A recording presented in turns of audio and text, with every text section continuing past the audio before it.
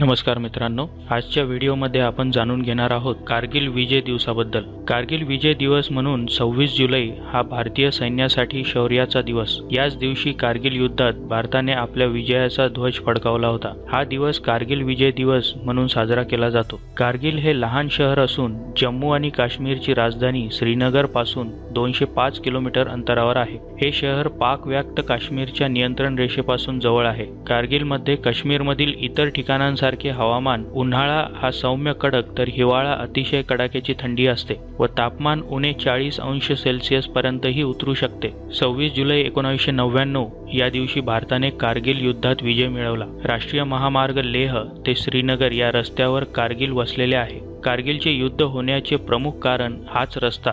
घुसखोरांनी पाक व्याप्त काश्मीरच्या जवळच्या आणि रस्त्याच्या समांतर अशा 160 किलोमीटरच्या पट्ट्यात घुसखोरी केली।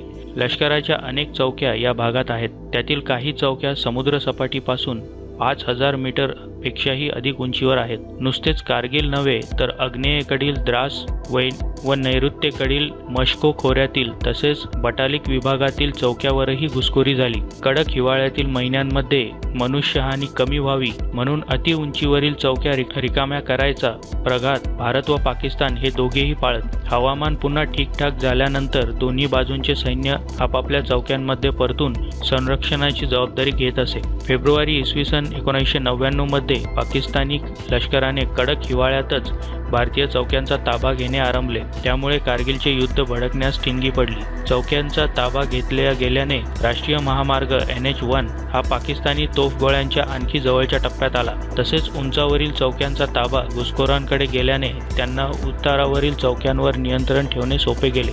या चौक्या डोंगर मध्यावरील किल्ल्याप्रमाणे होत्या। त्यांचा ताबा मिळवल्यास मोठ्या प्रमाणावर फौजेची गरज लागते। त्यातच अतिउंची व कडाक्याच्या थंडीत हे काम अवघड करते।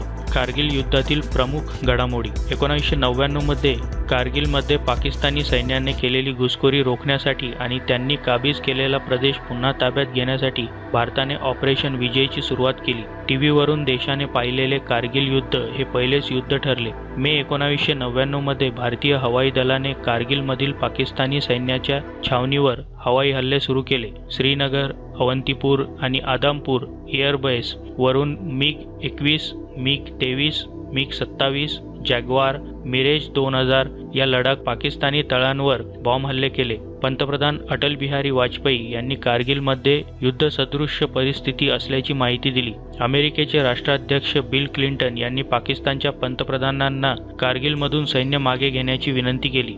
जुलै 1999 मध्ये भारतीय लष्कराच्या 18 ग्रेनेडियर्स, 2 नागा आणि 8 शीख बटालियन या 3 तुकड्यांनी प्रदेशात जोरदार गोळीबार करून संपूर्ण टायगर हिल्स प्रदेश ताब्यात घेतला। 5 जुलै 1999 ला शरीफ यांनी पाकिस्तान कारगिलमधून सैन्य मागे घेत असल्याची घोषणा केली। 14 जुलै 1999 ला भारताने ऑपरेशन विजय यशस्वी झाल्याची घोषणा केली। 26 जुलै 1999 ला कारगिल युद्धाच्या संपल्याची औपचारिक घोषणा केली गेली।